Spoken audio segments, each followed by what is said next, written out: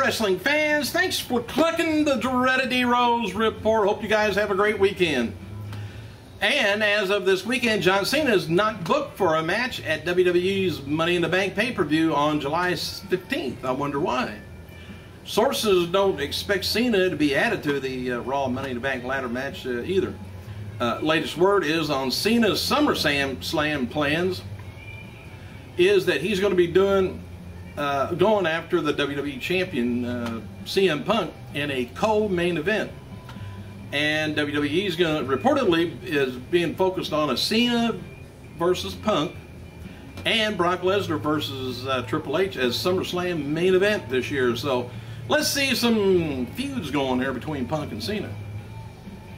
Also, plans always change, but you know, so far advertising for WWE's Night of Champions in September suggests that Cena would not win the WWE title at SummerSlam, because WWE's teasing that Cena will challenge for the WWE main title, or for their title, at the Night of Champions, which takes place in his hometown of Boston.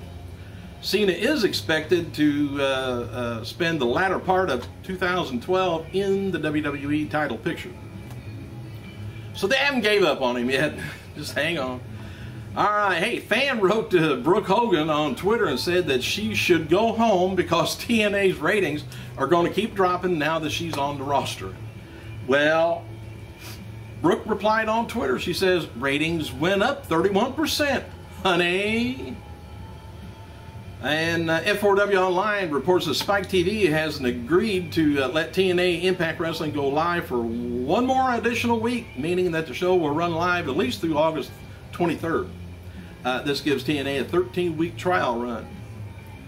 And TNA ran 2 Bound for Glory matches at Friday night's Base Brawl live event in Buffalo, New York. Anyway, the series leaders, James Storm, defeated Robbie E. and now sits on top of the standings with 34 points. Samoa Joe earned his first 7 points by defeating Mr. Anderson. I don't like the points thing. I don't like the points thing in NASCAR. I don't like the points thing in IndyCar. Open wheel, I don't like that stuff. Win or lose. I don't want to sit here and keep track on newspaper. Hey, Shawn Michaels, he's heading to Africa to film for his McMillan River Adventures show at the end of July, just a few days after he reunites with Triple H for the 1000th show. I didn't know McMillan River runs through Africa, but apparently it does. And AEW, Mr. Washington, teased on Twitter that he may be recruiting some divas to his stable. And AEW will be leading Titus O'Neil and Darren Young into a WWE title match once R-Truth returns from his injury. It's Abraham Washington. Tom Pritchard, who recently was released from his job as head trainer, developer, or whatever you want to call him, is going to be holding a training camp with the SSW promotion from August 10th to the 12th in Mount Carmel, Tennessee, and in Waynesville, North Carolina. The cost is $125. If you got that, you ought to drop over by there and pay it before July 17th, though. For more information, go to KingoFKingSports@gmail.com, something like that. Look it up. It's online. Hey, Alicia Fox and John Cena, they were recently visiting the Walter Reed National Military Medical Center in Washington, D.C. to spend time with some of the wounded warriors. Bray Wyatt, formerly Husky Harris, by the way, is back on the road with the WWE roster this weekend. He lost to Alex Riley last night at Bethlehem, Pennsylvania. And as seen on the first episode of NXT Season 6, Jim Ross acted as announcer for more than just the main events. On Twitter, JR clarified his role. He says, I'm on all the first 4 episodes of the new NXT from open to close, and doing the main events only. As I understand it, this is going forward.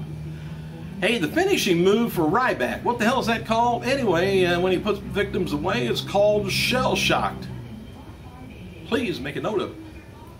And WWE Hall of Famer Roddy Piper, he's going to be appearing on an upcoming episode of the Biography Channel Celebrity Ghost Stories.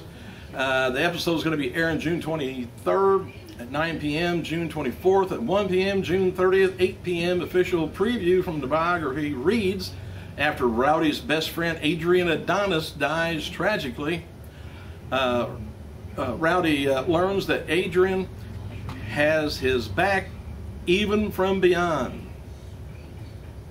Might be kind of interesting. Adrian, if I remember right, was in a van with a couple other wrestlers and ran off the road. I don't think he was driving either, but he was killed in a van wreck.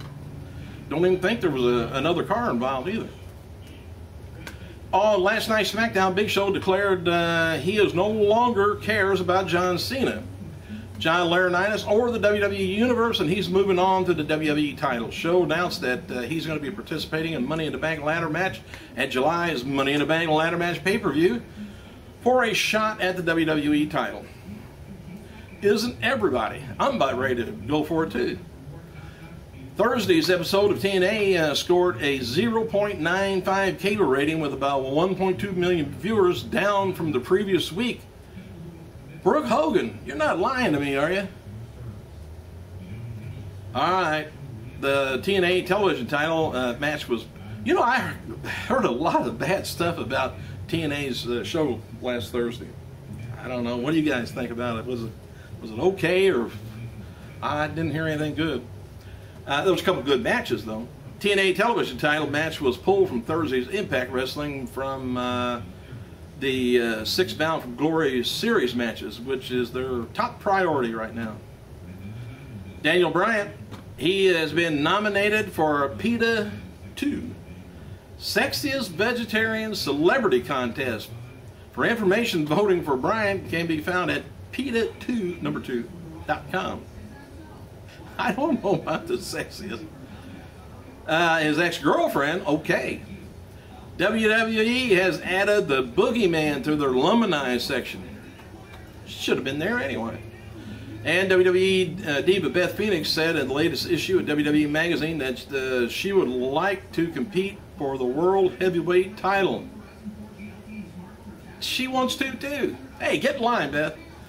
The latest WWE Magazine also features comments from Maria Menounos, who said she would like to return to WWE ring to compete. Probably go for the world title. Who knows? All right, on this day in 2006, just to let you know a little inside info. There ain't too much inside, but on this day in 2006, the wrestling world lost one half of the first WWF Tag Team Champion, Crazy Luke Graham, at the age of just 66. Early in his career, we saw him compete alongside his kayfabe brother Jerry, and the pair began wrestling for the WWF in 1964 and held the U.S. title, United States title, for a little over 8 months. He left the area around a year later to compete in the WWA in Los Angeles for a brief event and uneventful run in the AWA. So anyway, he returned to WWF in 1991 and appeared with one half of the inaugural WWF World Tag Team Champions alongside Tarzan Tyler.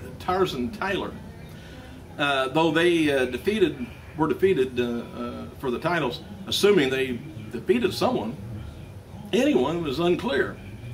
So anyway, they ended up losing the title 6 months later and dropped out of the company once more. Spells in several NWA territory preceded his retirement in the late 80s, and after which he left wrestling business only to return in 2001, promoting Galaxy Championship Wrestling alongside his son.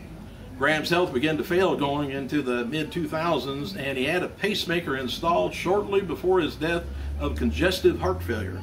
So that should teach you a lesson. Don't you get a pacemaker. Or don't get congestive heart, one or the other. Thanks for clicking, you guys. I gotta go.